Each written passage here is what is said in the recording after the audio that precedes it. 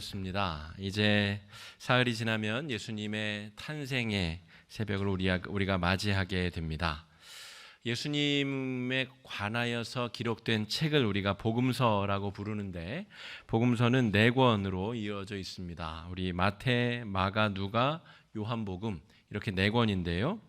마태, 마가, 누가는 이 관점이 비슷하다 하여 공관복음이라고 부르고, 이 요한복음은 보다 영적인 의미의 예수님에 대한 해석서다. 그래서 조금 다르게 분류를 합니다만, 예수님의 말씀, 예수님의 행적에 대한 이야기가 동일하게 기록되어져 있는 것은 맞습니다. 그런데 이 4권의 성경은 각기 다른 대상과 다른 목적을 가지고 씌워졌습니다. 그래서 내용 기록상 조금씩의 차이가 있습니다. 이를테면 예수님의 성전 정화 사건은 요한복음에서는 앞부분에 등장하지만 공관복음에서는 뒷부분에 등장을 하죠. 그런 것처럼 내용적으로는 위치상으로 또 예수님이 하신 말씀의 작구가 조금씩 다르긴 하지만 어쨌든 큰 의미에서는 다른 대상과 다른 목적을 향하여 복음서가 쓰여졌다라고 하는 것이죠.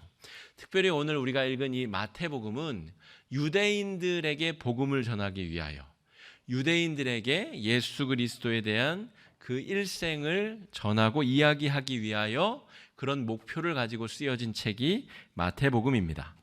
그런데 이 마태복음의 저자가 마태인데, 여러분 잘 아시다시피 마태의 전직은 예수님의 제자로 따름을 하기 전에 직업이 세리였습니다. 세금을 징수하는 세리. 그런데 유대인에게 있어서 세리는 여러분 죄인 중에 아주 큰 죄인입니다. 율법을 직업적으로 어기는 사람이며 또 동족의 고혈을 뺏어다가 상납하고 나머지를 자기가 생계를 위해 착복하는, 먹고 살아가는 직업 자체가 죄악으로 점철되어져 있는 인물이 세리라는 말입니다. 그런데 하나님께서는 세리 마태를 통하여 예수님에 관련된 이야기를 유대인에게 기록하게 하고 계시다라고 하는 것이죠. 여러분, 법정에서도 증거의 효력을 가지려면 그 증거나 증언이 이 합법적이어야 됩니다. 이를테면 경찰들이, 형사들이 협박하고 때리고 그래서 거짓 자백을 받아낸 증언은 법정에서 효력을 가질 수가 없는 것이죠. 그러니까 유대인들이 이 마태복음을 읽으면서 이거 세리 마태라는 사람이 이걸 썼다는데 이거 믿어도 되겠냐? 그 사람 자체가 죄인인데 이거 믿어도 이거 정말 아무런 문제가 없겠냐라고 이야기를 할 수 있는, 이 저자 자체가 아주 심각한 결격 사유를 가지고 있는 책이 마태복음이다라고 말할 수가 있겠습니다. 그러면 저자 문제 이외에는 그러면 괜찮느냐? 내용적으로는 그러면 유대인들이 읽어보고 은혜를 받고 예수님의 제자가 될 준비가 되었겠느냐라고 할 때 그렇지 않다는 것입니다. 유대인 중에 혹시 이런 사람들이 있었겠죠. 예수님을 십자가에 못 박아 죽인 이후에 진짜 예수님이 저 못 박혀 죽은 예수가 진짜 메시아면 어떡하냐? 우리가 그 죄를 어떻게 뒷수습을 해야 되느냐? 이렇게 생각했었던 사람들이 분명 있을 거라는 말이죠. 그런데 그들끼리 마태복음을 보면서 이거 역시 우리가 예수를 못 박기 잘한 것 같다. 허무맹랑한 이야기들로 마태복음이 시작되고 있는 걸 보니 보나마나 우리가 예수를 십자가에 못 박은 것을 정말 잘한 결정인 것 같다.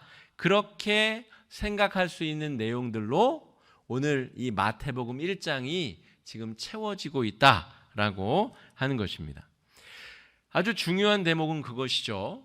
성령으로 처녀의 몸에 아이가 잉태될 것이다.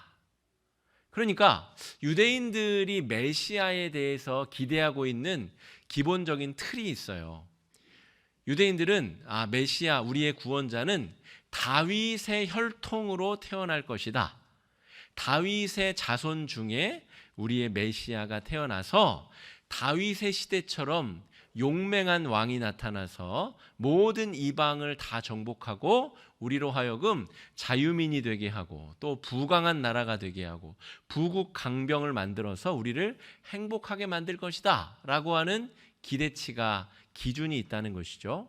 그런데 이 마태복음 1장을 보다 보니까 성령으로 말미암아 여인에게 잉태하되 이 요셉의 아들로 태어난다. 이 설정 자체가 유대인들이 달갑게 받아들이기 어려운 내용이라는 것이죠. 이거 메시아 아니구만 이라고 여기기 딱 좋은 상황이란 말입니다. 그래서 오늘 우리가 읽은 말씀 로마서 1장 우리 3절 4절 주보를 참조하시고요. 로마서 1장 3절 4절 바울이 예수님의 정체성에 대해서 뭐라고 기록하고 있는가 한번 읽어보겠습니다. 3절 4절입니다. 시작.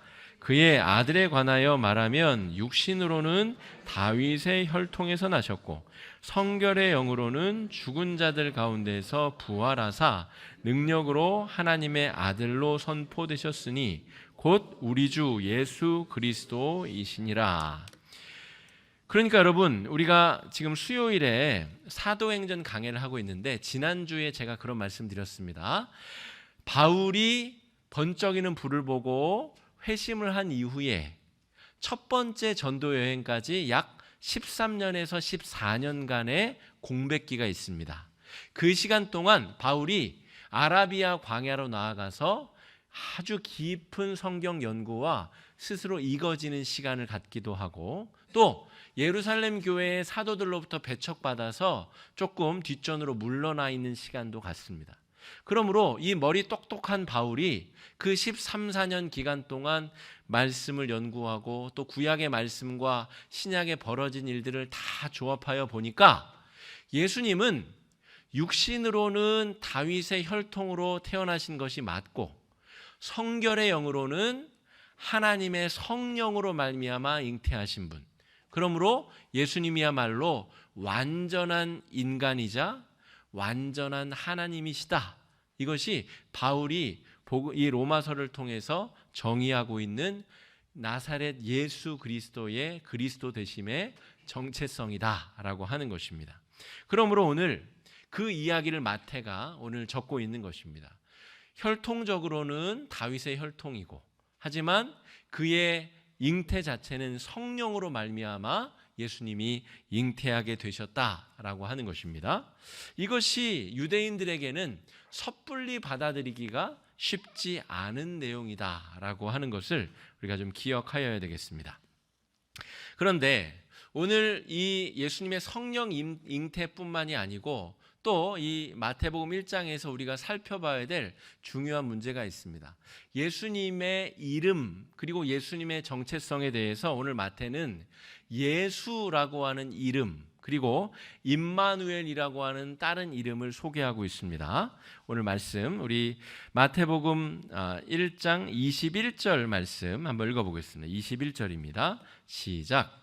아들을 낳으리니 이름을 예수라 하라. 이는 그가 자기 백성을 그들의 죄에서 구원할 자이심이라 하니라. 이름이 예수인데 그 예수의 이름은 그가 자기 백성을 그들의 죄에서 구원할 자다 하는 것입니다. 이걸 기억해 두시고요. 우리 3절이죠. 23절 한번 읽어보겠습니다. 시작. 보라, 처녀가 잉태하여 아들을 낳을 것이요 그의 이름은 임마누엘이라 하리라 하셨으니 이를 번역한즉 하나님이 우리와 함께 계시다 함이라. 예수라는 이름과 임마누엘이라는 이름 이 두 가지를 기억하셔야 됩니다. 마태는 지금 이 글을 읽는 유대인들의 입맛에 맞추기 위해서 마태복음을 쓰고 있는 것이 아닙니다. 마태는 예수님이 누구신가에 대해서 아주 용기 있게 또 사실에 근거하여 기록하고 있는 것이지 감언이설로 유대인들을 설득하기 위하여 없는 이야기를 만들어내거나 혹은 있는 이야기를 살짝 감춰서 현혹하는 글을 쓰고 있는 것이 아니라는 말이죠. 그런 의미에서 본다면 죄를 구원하시기 위해서 오시는 예수 또 우리와 함께 하기 위해서 오시는 예수, 그 예수님에 대한 이야기, 탄생의 기록을 오늘 적고 있다라고 하는 관점에서 1절부터 16절까지의 족보 이야기를 다시 한번 보게 되면 완전히 새로운 눈으로 족보 이야기를 보게 됩니다. 예수님이 역사적으로 완전한 인간임을 드러내기 위하여서 지금 아브라함과 다윗의 자손 예수 그리스도의 세계라 하면서 마태복음 족보 이야기가 시작되고 있고요. 누가복음에서도 3장에서 족보 이야기가 나오는데 누가복음에서는 아래에서부터 하나님까지 올라갑니다. 누가복음은 이방인을 위하여 쓰여진 복음서이기 때문에 아브라함에서 끝나면 안 되고 하나님까지 올라가야 모든 사람들이 하나님의 창조하신 백성이다 이렇게 해석이 될 수 있기 때문에 누가복음은 그 목적에 따라서 예수님부터 시작하여 하나님까지로 올라갑니다. 그런데 중요한 것은 무엇이냐면 누가복음에는 이 다윗의 혈통을 이루는 남자들의 이름만 거론이 됩니다. 누가 누구를 낳았고 누가 누구를 낳았고 실제로 낳은 거는 여성일 텐데 그 어머니에 대한 기록은 안 나오고 남자가 아들을 낳은 내용만 쭉 기록이 되어 있다는 것이죠. 누구 위는 누구, 누구 위는 누구 이렇게 써 있다는 말입니다. 그리고 마태복음의 족보에서도 남자들의 이름이 대부분을 차지합니다만 그 족보에 5명의 여성의 이름이 등장합니다. 다 나오는 것도 아니에요. 5명의 아주 독특한 여성 이름이 나오는데 그 이름이 누구입니까? 그 오늘 말씀 우리 마태복음 1장을 보시면 3절에 보면 유다는 다말에게서 베레스를 낳았다라고 나오죠. 이 다말이 누구냐면 유다, 우리 야곱의 12아들 중에 4번째 아들 유다의 며느리가 다말입니다. 그러니까 창세기로 다시 가서 우리 설명을 해야 되지만 간단히 설명하면 이 유다가 자기 자식들이 다 죽어나가자 첫째 아들의 며느리였었던 이 다말과 성관계를 하여서 베레스와 세라를 낳는단 말이죠. 그러니까 여러분 이거는 우리가 다 아는 이 유대인들이 다 아는 족보 이야기지만 살짝 좀 감췄으면 좋은 내용인데 유독히 다른 여인들은 안 써놓고 다말 이름을 써놨단 말입니다. 두 번째는 이제 5절에 보면 살몬은 라합에게서 보아스를 낳았다. 라합이 누구죠? 여리고성에 정탐꾼 2명이 갔을 때 그 중에 한 명이 이 살몬이고 그 살몬이 결혼한 여인이 이 여리고성 성벽에서 술 팔고 몸을 팔던 율랑 여성 라합이라는 말입니다. 그러니까 다윗의 족보 안에 이방 민족, 가나안 민족의 율랑 여성이 들어있는 겁니다. 왜 다른 이 좀 괜찮은 여성들 다 빼고 하필이면 다말과 라합을 넣고 있을까? 또 5절 뒤에 보면 보아스는 룻에게서 오벳을 낳죠. 룻은 누구냐면 모압 여인입니다. 완전히 이방 여인이고 기럐이라고 하는 유대인과 이미 결혼을 한번 하였다가 남편이 사별한 이미 결혼한 기혼 이방 여인이 다윗의 족보 조상으로 들어오게 되는 것입니다. 그 룻을 기록하고 있고요. 또 뒤에 보면 6절에 보면 이새는 다윗 왕을 낳았는데 다윗은 우리아의 아내에게서 솔로몬을 낳았다. 이 우리아의 아내는 유대인들이 완전히 지워버리고 싶은 인물입니다. 왜냐하면 다윗이 10계명의 10가지 조항을 완전히 다 어겨가면서 하나님 앞에 죄를 지은 사건이 우리아의 아내 밧세바를 아내로 맞이한 사건이거든요. 그러니까 다 빼버리고 싶은 이름들만 마태가 굳이 여기다가 넣어놨다는 말입니다. 그리고 5번째로 등장하는 여인의 이름이 마리아입니다. 그러면 마태는 무슨 생각으로 이 여인들의 이름을 넣어놨겠느냐 하는 것이죠.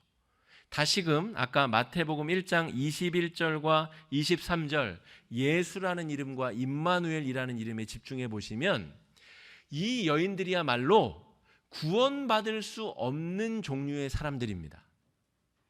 완전히 저주의 백성들, 구원받을 가치가 없는 사람들, 그런 사람들이 족보 안으로 들어왔고 예수님이 오시는 이유는 이러한 종류의 사람들을 구원해 주시기 위하여 우리 가운데 오시는 것이다. 마태가 이 족보 이야기를 적고 있는 구체적인 이유는 그것이다 라고 하는 것이죠. 여러분, 저와 여러분이 바로 이 다말과 라합과 룻과 이 밧세바와 같은 그런 영원히 자신의 능력으로는 구원받을 수 없는 죄인들이었다라고 하는 것이죠. 이를테면 이렇게 보십시오, 여러분. 유다가 다말과 이미 잠자리를 했어요. 그리고 나서 애가 생겼는데 돌이킬래야 돌이킬 수 없는 죄악을 저질러 버렸어요. 그 유다의 자손에서 다윗이 나오고 예수님이 나왔다는 말이죠.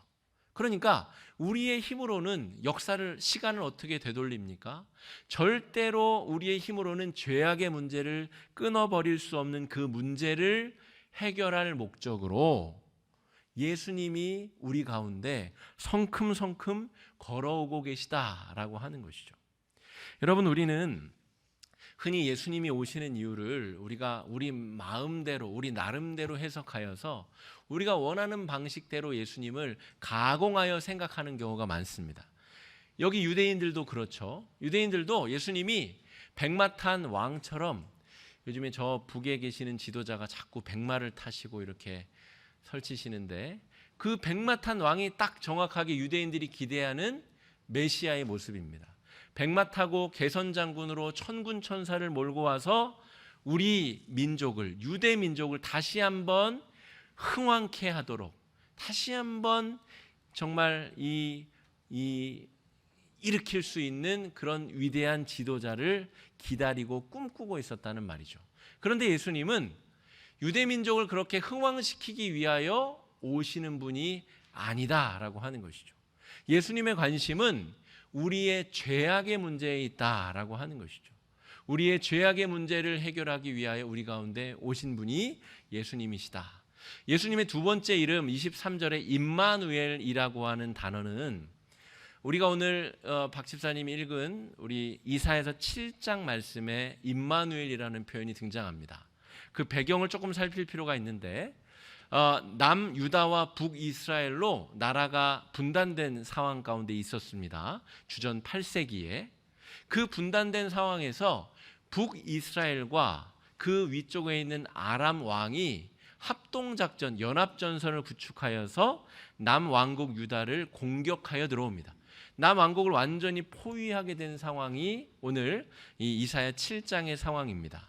당시에 유대의 왕이 아하스 왕이었는데, 하나님께서 예언자 이사야를 보내셔서 아하스 왕에게 약속을 해주십니다. 아하스 왕아, 지금 연합군들이 너를, 이 유다를 공격하기 위해서 쳐들어왔는데 너는 절대로 염려하지 말거라. 내가 이 문제를 곧 해결하여 줄 것인데 너는 염려하지 말고, 네가 믿음이 없거든 내가 확실한 증거를 보여줄 테니까 어떠한 증거든지 나에게 요청하여라 라고 하나님이 이사야를 통해 말씀하신다는 것이죠. 이를테면 우리 황 권사님이 예를 들어 기도 제목이 많이 계셔요. 근데 인간적인 합리적인 생각으로는 절대 해결될 것 같지 않아요. 그런데 하나님 목회자를 보내셔서 그 문제가 수일 안에 혹은 수년 안에 곧 해결이 될 텐데, 보니까 믿음이 별로 없으신 것 같은데 증거를 요청하시면 해가 멈추라고 하면 해가 멈출 것이고, 토끼 머리에 뿔이 나라고 하면 그대로 될 증거를 하나님이 보여주신답니다. 뭐든 하나만 말씀해 보십시오 라고 이사야를 통해서 얘기했단 말이죠. 그런데 황 권사님이 그랬다는 얘기가 아니고, 아하스 왕이 뭐라고 말하냐면 몹시 경건한 척은 다 하면서 저는 증거 필요 없습니다. 그런데 그 속마음은 어떤 것이냐면 하나님을 믿는 것이 아니고 강대국 아수르의 힘을 의지하려고 하는 마음 때문에 하나님의 도우신다는 계획을 경건한 척은 다 하면서 실제로는 믿지 않는 상황이 바로 아하스 왕과 남유다 왕국의 상황이라는 것입니다. 그 상황 가운데서 하나님이 너 정말 내 말을 안 믿는구나. 그러면 내가 직접 증거를 주겠다라고 하시면서 하신 말씀입니다. 14절, 우리 이사야서 7장 14절 말씀 읽어보겠습니다. 시작. 그러므로 주께서 친히 징조를 너희에게 주실 것이라. 보라, 처녀가 잉태하여 아들을 낳을 것이요 그의 이름을 임마누엘이라 하리라. 여기서 처녀는 이 남자를 모르는 이 처녀를 말하는 것이 아니고 어떤 여인이 아이를 정상적으로 남편과 관계를 맺어 아이를 낳을 것이라는 말입니다. 그 아이를 낳았는데 그 아이의 이름이 바로 임마누엘이고 그 아이가 선악을 분간하기 전에, 그러니까 아이가 한 두 돌, 한 돌 지나면 일어서죠. 이제 두 돌, 한 돌, 두 돌 그 사이쯤 되기 전에 이 북이스라엘 왕과 이 아람 왕의 연합군을 내가 완전히 해결할 것이다. 그러니 너는 두려워하지 말아라. 이 아이가 태어나서 이제 선악을 분별하기 전에 반드시 내가 너와 함께하고 이 일을 이룰 것이다 라고 하는 약속을 해주신 것이 임마누엘 사건의 전말입니다. 그러므로 여러분, 예수님이 임마누엘의 하나님으로 우리에게 오신다는 것은 믿음이 없고 하나님을 전적으로 신뢰하지 아니하는 우리에게 예수 그리스도가 아기의 몸으로 강권적으로 우리에게 찾아오신다는 사건을 의미합니다. 우리 죄악의 문제를 우리가 스스로 해결하기 위하여 얼마나 아등바등 우리가 애를 쓰며 살아갑니까? 그런데 그 죄악의 문제를 해결할 수 있는 분이 우리는 믿음이 없어서 부인하고 있지만 우리의 믿음 없음과 상관없이 예수님께서 임마누엘이라는 이름으로 우리에게 성큼성큼 다가오고 계시는 사건이 이 대림절 기간 우리가 맞이하게 되는 예수님이다라고 하는 것입니다. 여러분, 우리는 예수님을 맞이하면서 이 죄사함의 문제 또한 주님이 우리와 함께하여 주심에 집중해야 되는데 우리의 관심은 자꾸 다른 쪽으로 벗어납니다. 우리 영유아 유치부 또 아동부 친구들도 성탄절 하면 죄사함을 묵상하고 임마누엘의 하나님을 기억해야 되는데 산타클로스가 떠오르고 무슨 선물 받을까 그거 기다리고, 우리 어르신들도 우리 장년부들도 연말에 못 만났던 사람들 리스트 작성하고 모임 만들고 저녁마다 식사하고 이야기 나누고 그런 송년회로 우리가 연말연시를 그렇게 보내고 있는 것은 아닌가? 주님이 우리 죄악의 문제를 해결하기 위해서 오고 계신데 정작 우리는 아하스 왕처럼 그따위 증거 필요 없고요. 저는 돈이 필요하고 저는 명예가 필요하고 저는 문제 해결 같은 다른 것들이 필요하지 예수님 별로 저는 필요 없어요 라고 오시는 예수님을 우리가 밀어내고 있는 것은 아닌가. 이 대림절 마지막 주간에 우리는 우리에게 다가오시는 예수님 사건을 우리가 묵상하며 회개하며 반성하며 우리에게 오시는 예수님을 환영하여야 되겠습니다.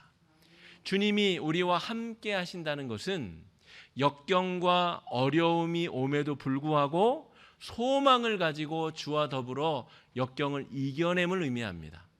어려움이 찾아오면 시험 들어서 낭망해버리고 시험거리가 찾아오면 신앙 저버리고 주님을 떠나버리고 달면 삼키고 쓰면 뱉어버리는 그런 유아기적인 믿음이 아니라 아하스 왕처럼 하나님이 함께 주신다고 함에도 불구하고 그것을 거절하는 위선적인 신앙이 아니라 하나님이 함께 해주시는 임마누엘의 신앙은 역경과 환난과 어려움 속에서 오히려 밝게 피어나는, 오히려 더 멋지게 아름다운 결실을 맺는 그런 믿음이다라고 하는 것입니다. 우리에게 임마누엘로 다가오시는 주님은 우리에게 그런 기쁨을 주십니다. 여러분, 올 한 해 좋기만 한 일이 펼쳐지지는 않으셨을 것입니다. 때로는 역경도 찾아오고 환난도 찾아오고 근심과 걱정거리도 있었을 것입니다. 여러분, 그때에 우리는 아하스 왕처럼 눈에 보이는 아수르의 군대를 의지하여 산 것은 아닌지 돌아보고 반성하고 우리가 하나님 앞에 우리의 마음을 다잡았으면 좋겠습니다. 우리와 함께 하시기 위해서 오신 예수님, 우리 마음의 주인으로 성령으로 임재해 계신 주님과 더불어 우리는 임마누엘의 신앙으로 살아내었는가? 또한 다가오는 2020년을 우리는 그러한 믿음으로 살기를 바라는 마음으로 이렇게 대림절 네 번째 주간을 보내고 있는가? 우리 스스로 잘 돌아보고 믿음으로 결심하며 새해를 맞이하실 수 있는 성도님들 되시기를 간절히 축복합니다. 그런 은혜가 여러분과 함께 하시기를 주님의 이름으로 축복합니다. 이 시간에 말씀 의지해서 함께 기도하시겠습니다.